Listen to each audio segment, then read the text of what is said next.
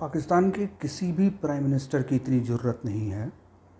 दोस्तों, अगर आपको अपने मुल्क की मिलिट्री पावर को मजबूत और ताकतवर बनाना है तो आपको एक दुश्मन चाहिए कि उसने कश्मीर मुद्दे को एक भांग की गोली की तरह इस्तेमाल किया। अंजलि से भर के समंदर नहीं पिया जा सकता। नमस्कार दोस्तों, मेरा नाम है अविनाश त्रिवेदी और आप देख रहे हैं अवीज़ रिएक्शन।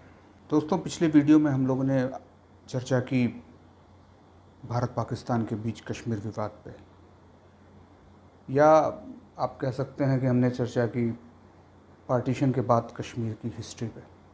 दोस्तों, आज हम इस वीडियो में चर्चा करेंगे पाकिस्तान की कश्मीर पॉलिसी के ऊपर। आखिर वो कौन सी कश्मीर की पॉलिसी है पाकिस्तान की जो पिछले 72 सालों से चल रही है और अभी तक कश्मीर का 1 इंच ज़मीन भी पाकिस्तान ले नहीं पाया। तो दोस्तों, चलिए शुरू करते हैं। दोस्तों, किसी भी मुल्क की किसी स्टेट को लेके एक पॉलिसी होती है और वो पॉलिसी बहुत रिजिड होती है और वो मुल्क उस पॉलिसी को लेकर काफ़ी सीरियस होता है। लेकिन पाकिस्तान एक ऐसा मुल्क है जिसमें कश्मीर को लेकर 2 पॉलिसीज़ हैं।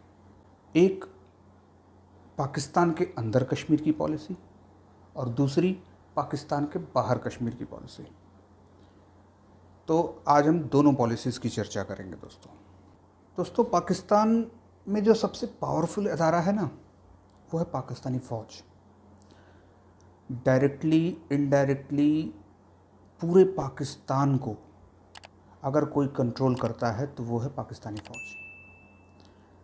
चाहे वो वहाँ पे इलेक्शन कराना हो, चाहे प्राइम मिनिस्टर अपॉइंट करना हो, चाहे वहाँ के किसी जो इम्पोर्टेंट अदारे हैं उनके चीफ्स की बात कर लीजिए, या वहाँ का बिज़नेस देख लीजिए, सब कुछ अगर किसी के कंट्रोल में है, यहाँ तक कि फॉरेन इन्वेस्टमेंट्स, वैसे तो ज़्यादा कुछ होता नहीं है, यही चाइना वगैरह जो थोड़ा बहुत इन्वेस्टमेंट कर देते हैं सीपैक वपैक, तो वो भी पूरी तरह से पाकिस्तानी फ़ौज के कंट्रोल में होती है।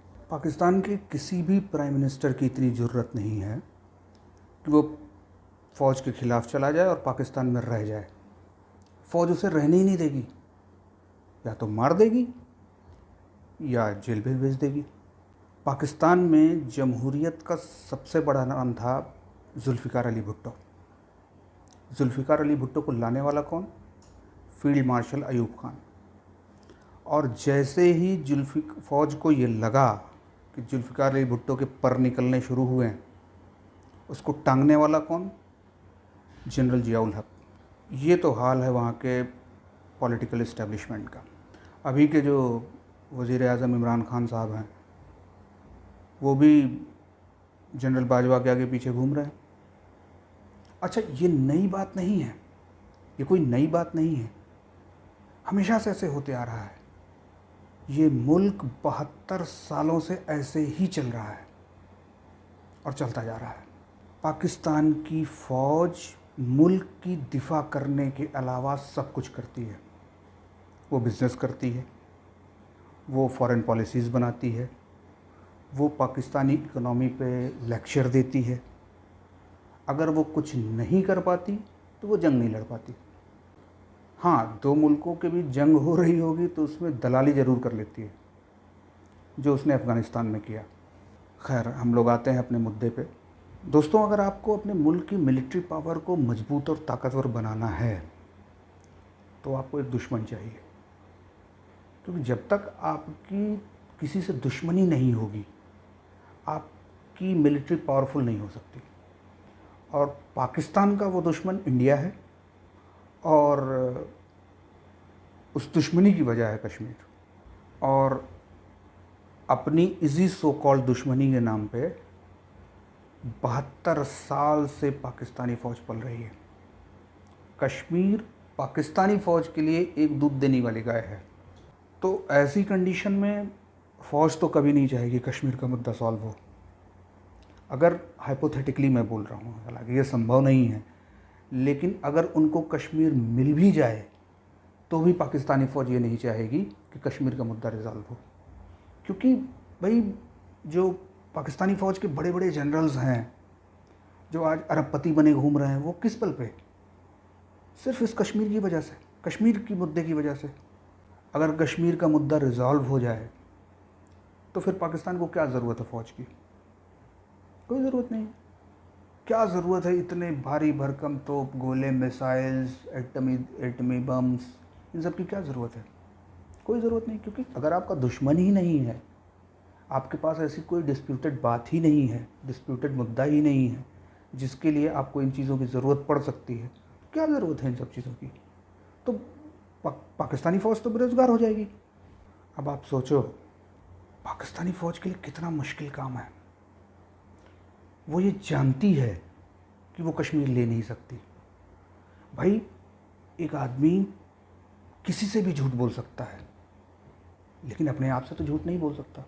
वो ये जानती है कि वो कश्मीर नहीं ले सकती, लेकिन फिर भी उसको अपने आवाम को ये विश्वास भी दिलाना है कि वो दुनिया की सबसे अच्छी फ़ौज है, और रिज़ल्ट नहीं देना है। आसान काम नहीं है ये। और पिछले 72 सालों से पाकिस्तानी फ़ौज ये कर रही है कि उसने कश्मीर मुद्दे को एक भांग की गोली की तरह इस्तेमाल किया। उसने पूरी कौम को ये गोली खिला दी, और पिछले 72 सालों से लगातार खिलाती आ रही है।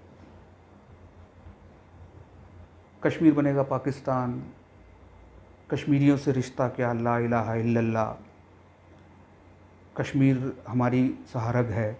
ये उन भांग की गोलियों के नाम हैं जो वो अपने आवाम को पिछले 72 सालों से खिला रही है। अब पूरी आवाम उसी भांग के नशे में नाच रही है पिछले 72 सालों से। अच्छा, ज़्यादा टाइम तक झूठ बोलने में एक दिक्कत आती है कि जब आप बहुत टाइम तक एक ही झूठ बार बार बोलते रहते हैं तो आप खुद उस झूठ में यकीन करने लगते हैं, और पाकिस्तान के साथ ये होता है। पाकिस्तान अपनी आवाम को एक झूठ परोसते परोसते परोसते एक टाइम तक ये होता है कि वो खुद भी उस झूठ पे यकीन करने लगती है, और इस गलतफहमी में, जो गलतफहमी से उसके अंदर पैदा होती है, इस गलतफहमी पे आधारित होता है उसका पाकिस्तान से बाहर की कश्मीर पॉलिसी। मैं एग्ज़ाम्पल के साथ आपको समझाता हूँ। 1947-48 से पाकिस्तानी इस्टेब्लिशमेंट ने अपनी आवाम के बीच यही एक नैरेटिव बिल्डअप किया कि चूँकि कश्मीर की पॉपुलेशन 70% प्लस इस्लामिक है, तो कश्मीरी आवाम खुद पाकिस्तान से मिलने के लिए बहुत बेचैन है। वो पाकिस्तान का हिस्सा बनने के लिए एकदम तैयार खड़ी है, और हमको कुछ खास नहीं करना है, हमको बस जाना है, उनको थोड़े बहुत हथियार, पैसे वगैरह जो कुछ भी होता है सप्लाई कर देना है, और उसके बाद कश्मीरी आवाम खुद ही इंडिया के साथ जंग लड़के और ख़ुद ही सब कुछ करके और आज़ाद होकर पाकिस्तान से आके मिल जाएगी। ये नैरेटिव उन्होंने अपने आवाम के सामने बिल्डअप किया, और 1965 आते आते ये खुद इस नैरेटिव पे विश्वास करने लगे। उनको खुद यकीन हो गया कि यही सच है, यही हकीकत है। आपको यकीन नहीं होगा, 1965 में जब पाकिस्तानी सोल्जर्स ने अखनूर पे हमला किया, अखनूर जो कि जम्मू में है, तो उसके हर सोल्जर के पास 2-2 राइफ़ल्स थी, और एक्स्ट्रा गोला बारूद, कारतूस वगैरह थी। मतलब वो इस कदर इस बात पे यकीन करते थे कि उनको कुछ करना नहीं है, उनको जस्ट कश्मीर में जाना है, कश्मीरियों को एक एक राइफ़ल पकड़ानी है, एक्स्ट्रा राइफ़ल जो उनके पास थी वो एक एक राइफ़ल उनको पकड़ानी है, और उसके बाद कश्मीरियों के साथ मिल के तुरंत कश्मीर को आज़ाद कराना है, और बस सब कुछ ऐसे हवा हवाई हो जाएगा। अब जब पाकिस्तानी सोल्जर्स वहाँ पहुँचे तो वहाँ उन्होंने देखा तो यहाँ तो मामला ही उल्टा पुल्टा है सब। जिन कश्मीरियों के बारे में वो ये सोच के आए थे कि वो हमसे राइफ़ल लेके हमारे साथ मिल के ये इस लड़ाई को आगे बढ़ाएंगे, उन कश्मीरियों ने इन्हीं को पकड़ पकड़ के हिंदुस्तानी फ़ौज के हवाले करना शुरू कर दिया। मतलब इनका तो दिमाग ही फिर गया कि क्या सोच के आए थे और यहाँ क्या हो रहा है। अच्छा, अगर हम कश्मीरियों की बात करें तो जो कश्मीरी पब्लिक है ना, वो बहुत इंटेलिजेंट है पाकिस्तानी पब्लिक के मुकाबले। उसको पता था कि ये जो कश्मीर में आए हैं ये यहाँ पिटने के लिए आए हैं, ये इन सब की पिटाई होने वाली है, इनका कुछ होने जाने वाला है नहीं। अच्छा, पाकिस्तानीज़ बार बार ये कहते हैं कि हम 1965 में कश्मीर को लिबरेट कराने के लिए गए थे। अब एक बात बताओ आप, कोई मिलिट्री डिक्टेटर किसी स्टेट को लिबरेट करा सकता है क्या? भाई 1965 में पाकिस्तान के president field marshal Ayub Khan साहब थे। वो खुद डेमोक्रेसी पे बिलीव नहीं करते, वो खुद कू करके आए हुए हैं। अच्छा, सबसे बड़ी कॉमेडी ये है कि वो जिस मुल्क से लिबरेट कराने की कोशिश कर रहे हैं कश्मीर को, वो वर्ल्ड की सबसे बड़ी डेमोक्रेसी है। दुनिया की सबसे बड़ी डेमोक्रेसी जो है इंडिया, उससे ये कश्मीर को लिबरेट कराने की कोशिश कर रहे हैं। ये बड़े कलाकार लोग हैं ये।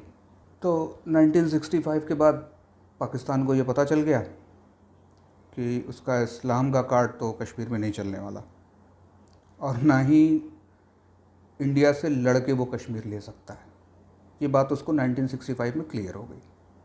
अच्छा, पाकिस्तानीज़ कहते हैं कि 1965 की वॉर उन्होंने जीती क्योंकि उन्होंने लाहौर बचा लिया, लेकिन जब कोई मुल्क कोई जंग स्टार्ट करता है तो उसका कुछ ऑब्जेक्टिव्स होते हैं। इनका ऑब्जेक्टिव था कश्मीर पे कब्ज़ा करना, वो तो ये कर नहीं पाए। अब खैर इस मुद्दे पे हम लोग कभी फिर किसी और वीडियो में बात करेंगे, क्योंकि 1965 वॉर में जाएंगे तो बड़ी लंबा वीडियो हो जाएगा। अब 70s और 80s के बाद जब अफ़गान जिहाद ख़त्म हुआ और यूएसएसआर अफ़गानिस्तान से चला गया, तो पाकिस्तानी हुकूमत को ये लगा कि अगर जिहाद के थ्रू अफ़गानिस्तान को यूएसएसआर से अलग किया जा सकता है, तो कश्मीर को इंडिया से अलग क्यों नहीं किया जा सकता। यहाँ से इनके अंदर एक नए थॉट प्रोसेस का स्टार्ट हुआ। अच्छा, पाकिस्तानी हुकूमत को फिर से ये मुगालता हो गया कि यूएसएसआर को इन्होंने तोड़ा है। उस समय दो ही तो पावर थी, उस समय वर्ल्ड में दो ही पावर थी, एक यूएसए, एक यूएसएसआर, सोवियत रूस, सोवियत यूनियन। और इनको ये गलतफहमी हो गई, गलतफहमी भी इनको गजब तरह की होती है। इनको गलतफहमी हो गई कि यूएसएसआर को इन्होंने तोड़ा है, और ये वाकई में इस पे यकीन करते थे। आज भी अगर आप पाकिस्तानी टीवी चैनल्स देखें तो वहाँ पे बोलते हुए दिखते हैं पढ़े लिखे लोग, जो पाकिस्तान के पढ़े लिखे लोग हैं वो भी ये बोलते हुए दिखते हैं कि भाई यूएसएसआर को तो हमने अफ़गानिस्तान से भगा दिया, ये हमने किया, ये किया, वो किया। ये आज भी इस बात पे यकीन करते हैं।